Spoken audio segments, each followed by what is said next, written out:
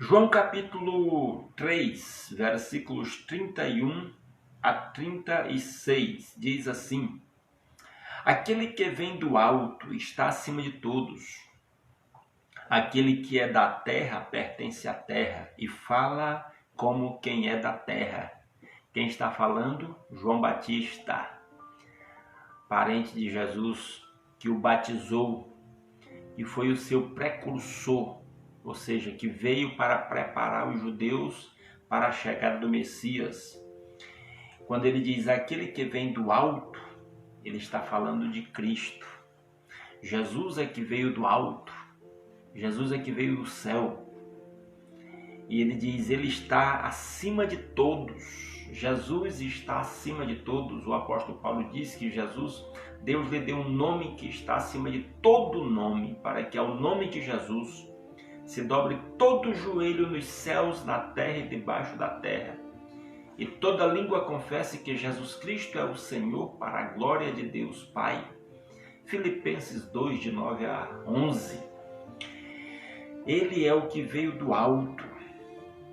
Ele está acima de todos. É muito bom saber que Cristo está acima de todos.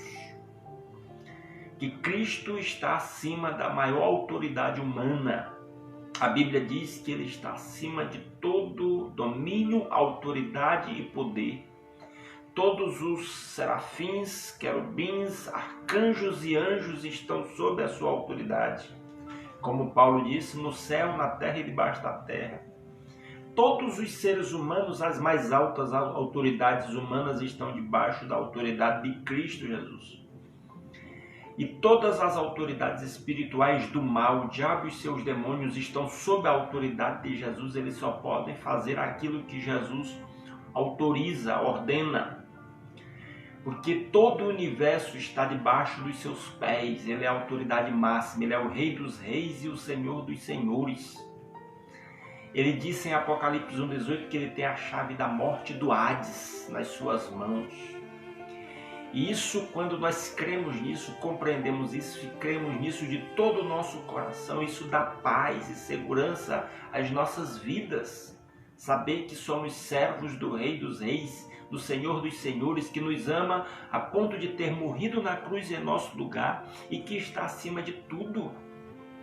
Agora mesmo eu estava falando da política no Brasil e a necessidade de orarmos pelas autoridades. E nós precisamos orar na confiança de quem decide os desígnios da humanidade é Cristo. Nós fomos criados por Ele e para Ele. Por isso João diz essas palavras aqui de extrema importância. Aquele que vem do alto, Cristo, está acima de todos. Aquele que é da terra pertence à terra. João, eu, você, todos os que pregamos o Evangelho aqui somos da terra. Somos descendência de Adão. Até que nos rendamos a Cristo, somos descendência de Adão. E uma vez que nos rendemos a Cristo, agora somos filhos espirituais de Deus. Então aquele que é da terra, primeiro, João, ele é como se ele estivesse falando de si mesmo. Ele está dizendo, eu pertenço à terra, eu sou daqui, falo do que é da terra. Mas eu falo com mera linguagem humana.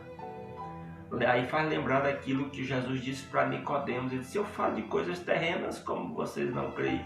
Como vocês creriam se eu vos falasse? Eu falo de coisas terrenas e vocês não creem. Como seria se eu vos falasse de coisas espirituais? Então, aqui João está se colocando assim. Ele diz, aquele que é da terra, João e todos nós, seres humanos, inclusive mesmo já pertencendo a Cristo, nós ainda somos aqui da terra. Eu costumo dizer que um cristão é alguém que vive com os pés na terra, mas com os olhos na eternidade. Aquele que é da terra pertence à terra e fala como quem é da terra. Somos daqui. Aquele que vem dos céus está acima de todos. De novo, ele declara, Cristo está acima de todos. Ele testifica o que tem visto e ouvido, Cristo. Ele viu e ouviu com o Pai na criação, em toda a eternidade. É disso que ele fala. E aí João diz, mas ninguém aceita o seu testemunho. Não se sabe aqui quanto tempo faz exatamente que Cristo já estava pregando a sua mensagem, mas já parece que já havia rejeição à mensagem de Cristo. E sempre houve rejeição, mais rejeição do que aceitação da imagem da mensagem de Cristo. E é isso que João está dizendo. Ele testifica o que tem visto e ouvido, mas ninguém aceita o seu testemunho. Ninguém é maneira de enfatizar que a maioria não aceita, porque há aqueles que aceitam, mas sempre a minoria é que realmente aceita a mensagem do nosso Senhor Jesus Cristo. Aquele que o aceita confirma que Deus é verdadeiro. É maravilhosa essa palavra do verso 33. A maneira de nós sabermos se o que Cristo é a verdade, fala é a verdade, é experimentando, é crendo, é vivenciando o que Jesus Cristo diz. Não, nunca dá para saber se o que ele diz é verdade sem vivenciar isso, sem experimentar. É como querer saber se uma comida está realmente saborosa sem colocá-la na boca. Não tem jeito. Só vamos saber se o que Cristo disse é a verdade quando vivenciamos o que ele falou, quando nos submetemos. Por isso que o chamado do Evangelho é para andar com Cristo. Porque quando nós andamos com Cristo, quando nós temos uma experiência pessoal com Cristo, o resultado é que nós vamos saber que Deus é verdadeiro. Olha o final do verso 33. Aquele que o aceita, aquele que aceita Cristo, confirma que Deus é verdadeiro. Vai ter uma experiência real com Cristo e com Deus. E vai saber que Deus é verdadeiro, que Deus realmente existe, que Deus é o soberano Senhor de tudo. É interessante essa palavra. Versículo 34, pois aquele que Deus enviou fala as palavras de Deus, Cristo. João está falando de Cristo. Deus o enviou com uma missão especial. Qual foi essa missão? Falar as palavras de Deus. Jesus fala as palavras de Deus. Não me lembro a referência onde ele disse, as palavras que eu lhes falo são espírito e vida. As palavras que Cristo fala são espírito e vida. E ele conclui no verso 34, porque ele dá o espírito sem limitações. Deus deu a Cristo o espírito sem limitações. Jesus já nasceu, ele foi gerado pelo Espírito Santo e nasceu cheio do Espírito Santo. E quando começou o seu ministério, ele novamente teve uma unção especial do Espírito Santo ao ser batizado, e o Espírito Santo descer sobre ele em forma de corpórea, de uma pomba. Então, ele era cheio do Espírito Santo, e ele, Jesus Cristo, é quem dá o Espírito Santo. João já havia dito lá atrás que João batizava com água, mas que Cristo seria aquele, era muito mais importante, porque Cristo batiza com o Espírito Santo. E é interessante essa palavra que ele diz que ele dá o Espírito sem limitações. As limitações quem criamos somos nós. Cristo dá o Espírito sem limitações.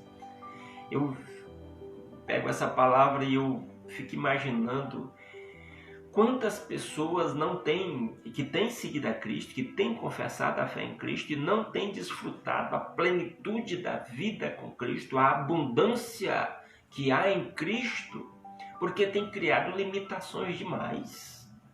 Ou porque se limita a si mesmo, porque se restringe, porque não busca profundamente de todo o coração. Precisamos buscar verdadeiramente de todo o coração ao nosso Senhor Jesus Cristo, para que experimentemos realmente a plenitude, a abundância da vida que Ele dá. Eu digo isso porque eu tenho vivenciado isso. Eu nasci num lar cristão, eu fui criado no Evangelho. E Eu já passei por momentos muito difíceis em que eu vacilei na minha fé e no meu relacionamento com Deus, mesmo como pastor. E eu vi como é fácil se afastar de Deus e mergulhar por outros caminhos, mas Ele teve misericórdia, graça, compaixão comigo e me sustentou e me restaurou. E eu tenho experimentado na minha vida como é maravilhoso andar com Cristo, experimentar a plenitude da alegria, da paz, da segurança que Cristo dá. E nesses tempos de crise que nós estamos vivendo, nós estamos vivendo coisas que nunca imaginamos que íamos viver. Eu particularmente posso dizer isso e creio que meus irmãos concordam comigo. Nós estamos vivenciando no mundo coisas que não se imaginava. Eu de vez em quando comento com alguém que coisas que eu vejo hoje terríveis que quando eu era criança, eu pensava, um dia isso vai acontecer, mas eu já terei partido dessa vida. E agora eu estou vendo diante dos meus olhos. E às vezes coisas que foi dito que eu achava horrorosa e que agora acontecendo eu vejo que é pior do que havia sido dito. E eu estou falando da maldade no mundo.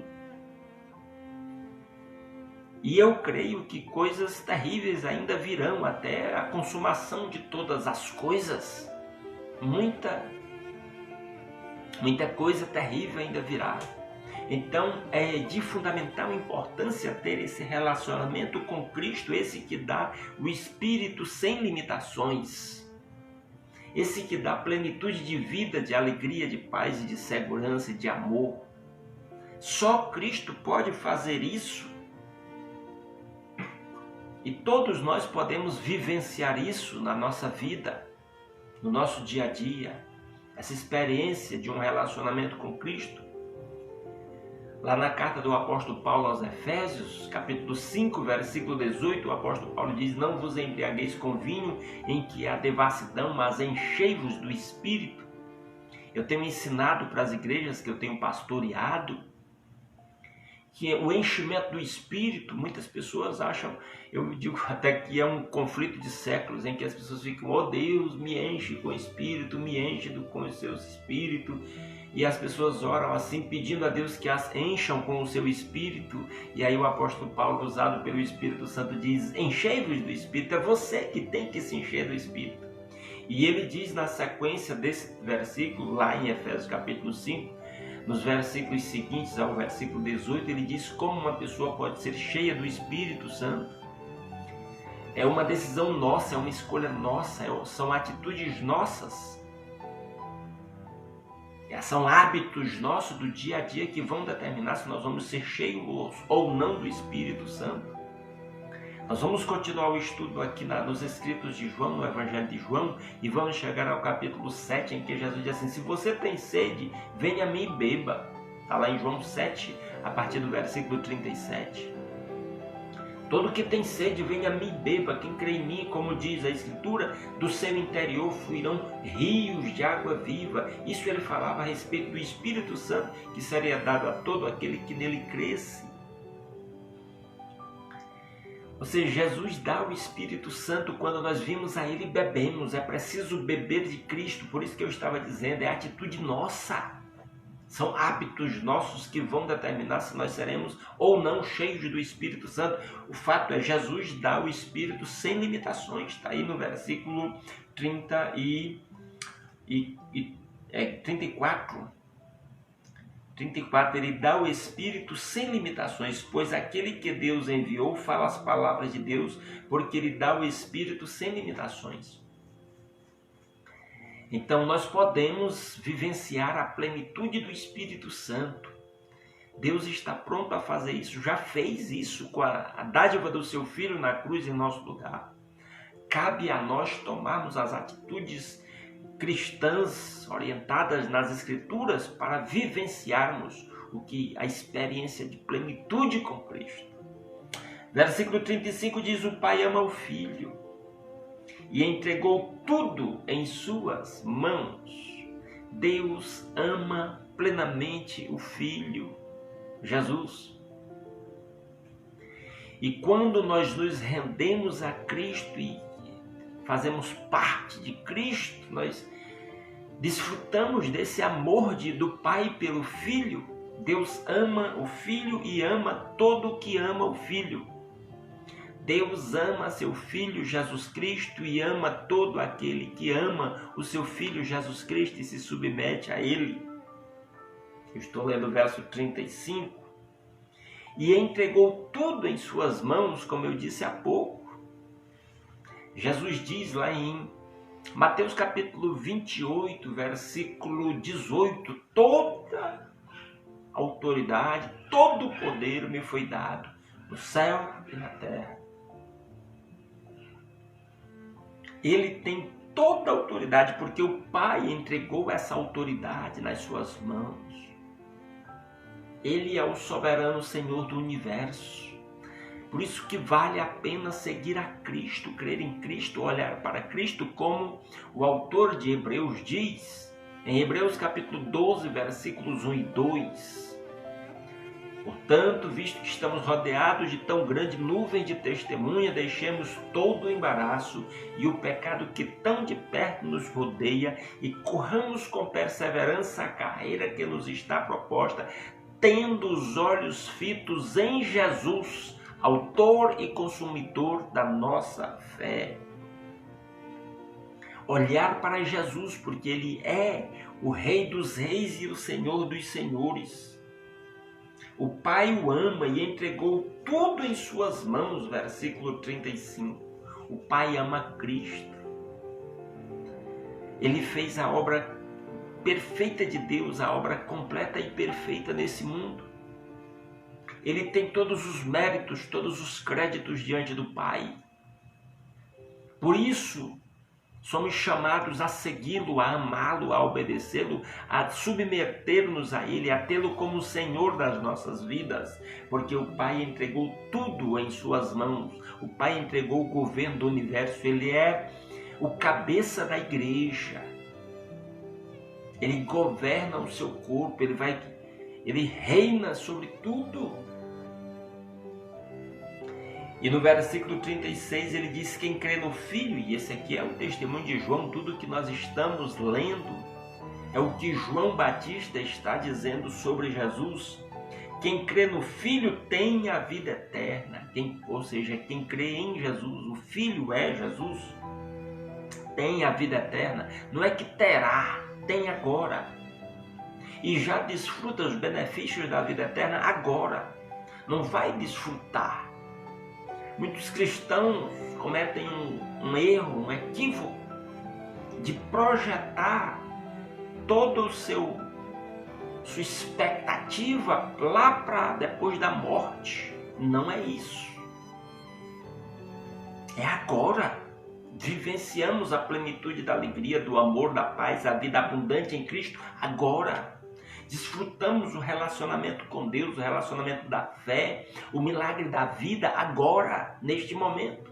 Hoje é o tempo aceitável, hoje é o dia da salvação, como diz o apóstolo Paulo. Como diz Salmo 118, 24, este é o dia que o Senhor nosso Deus nos deu. Alegremo-nos e regozijemo-nos nele. É hoje, é agora que Deus nos deu a vida cristã e a vida eterna para desfrutarmos do relacionamento com Ele agora, para manifestarmos o poder da morte e da ressurreição de Jesus Cristo agora. Somos chamados a isso agora, neste momento. Então, quem crê no Filho tem a vida eterna agora. Já quem rejeita o Filho não verá a vida. Olha, a palavra agora começa a ficar muito dura. E eu sempre digo, eu não gostaria de dizer essas palavras duras. As pessoas não gostam de ouvir isso.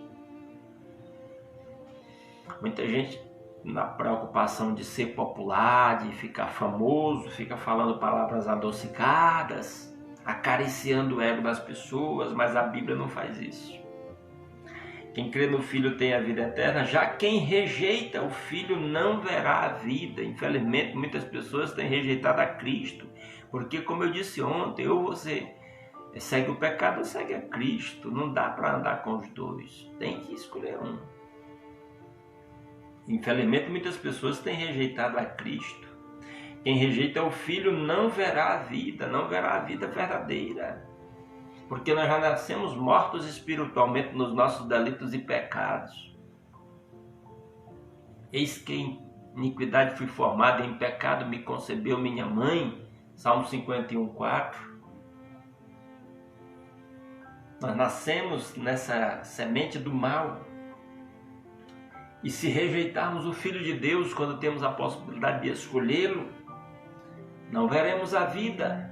Infelizmente, muitas pessoas vão passar pela vida terrena e física e carnal e não vão experimentar a vida eterna. Muita gente está respirando saúde, é atleta, está malhando todos os dias e aos olhos de Deus está morto, não verá a vida, porque rejeitou o Filho. Não rejeite o Filho de Deus, porque o Pai ama o Filho e entregou nas suas mãos todas as coisas. Está aí no versículo 35. Não rejeite o Filho. Não tem como ir ao Pai senão pelo Filho. Ele disse, eu sou o caminho, a verdade e a vida. Ninguém vem ao Pai a não ser por mim. O apóstolo Paulo disse que não há nenhum outro mediador entre Deus e os homens a não ser Jesus Cristo, o homem.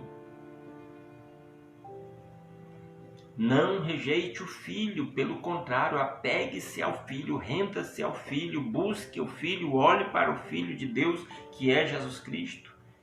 Ele diz que quem rejeita o Filho não verá a vida, e ainda diz, a coisa fica mais grave no final do versículo, ele diz, mas a ira de Deus permanece sobre ele. As pessoas estão aí muito dispostas a falar do amor de Deus, da graça de Deus, da bondade de Deus, mas poucas pessoas estão dispostas a falar da ira de Deus, quando a Bíblia diz que Deus se ira, e aí sua ira não é menor do que seu amor. Todos os atributos de Deus são perfeitos, completos, absolutos. Então o seu amor é perfeito, completo, absoluto, a sua ira também é perfeita, completa, absoluta. E quando nós olhamos e compreendemos o sacrifício de Cristo na cruz, nós temos uma compreensão, inclusive, do que significa a ira de Deus. Na cruz de Cristo nós entendemos o que significa da ira de Deus. E o apóstolo Paulo diz lá em Efésios capítulo 2, que a pessoa que vive no pecado, afastada de Deus, ela é por natureza filho da ira, porque ela herdou a natureza caída de Adão. Nós somos, pela nossa natureza física, humana e carnal e temporal aqui desse planeta, nós somos descendentes de Adão e somos descendentes fisicamente e espiritualmente. Por isso que ele diz que quem rejeita o Filho não verá a vida verdadeira, a vida eterna com Deus. E por isso que ele diz que, no final, que a ira de Deus permanece sobre ele. Eu sempre digo que eu não quero ninguém irado comigo. E quanto mais poderosa seja a pessoa, com mais capacidade de me fazer mal, menos eu desejo a ira daquela pessoa sobre mim. Agora imagina alguém estar sob a ira de Deus. E a Bíblia diz que milhões estão sob a ira de Deus. E que milhões vão partir desta vida sob a ira de Deus. E aí, quando partirem desta vida, vão experimentar a plenitude da ira de Deus. Eu não quero experimentar a ira de Deus, eu quero experimentar a graça de Deus, o amor de Deus. Eu tenho vivenciado isso, eu tenho andado com Deus na minha peregrinação por este planeta. Deus tem me atraído para si, tem me revelado o seu evangelho, eu tenho desfrutado do seu amor e eu não quero estar sob a ira de Deus. Mas a Bíblia diz que pessoas vivem sob a ira de Deus e que vão colher os frutos dessa ira nas suas vidas, parte aqui nessa vida e na eternidade. Lá em Romanos capítulo 1, diz que a ira de Deus se manifesta sobre toda impiedade e injustiça dos homens aqui nessa vida, e as pessoas colhem os frutos das suas escolhas e muitas vezes vão colher a ira de Deus. Mas Eu quero concluir esta palavra nessa noite, nessa manhã, desculpem, né? Com a primeira parte do versículo 36. Quem crê no Filho tem a vida eterna e desfruta os benefícios da vida eterna agora. Ele já tem o Espírito sem limitações. Quando cremos em Cristo, o Espírito enche a nossa vida, e o apóstolo Paulo diz em Gálatas capítulo 5, versículo 22, que o fruto do Espírito em nós produz amor, alegria, paz, paciência, delicadeza, bondade, fidelidade, mansidão, domínio próprio. Olha que coisa maravilhosa é ter essa plenitude do Espírito e os benefícios da vida eterna agora, meus amados irmãos. Eu desejo que você viva os benefícios da vida eterna, a plenitude do Espírito e da vida em Cristo agora. Que isso se reflita na sua família, nos seus relacionamentos, no seu trabalho, na sua prosperidade, na sua saúde, na sua alegria, na sua paz. Eu desejo isso de todo o meu coração. Que todos os meus irmãos já estejam vivenciando os benefícios do olhar para Cristo, andar com Cristo, do não ignorar o Filho de Deus.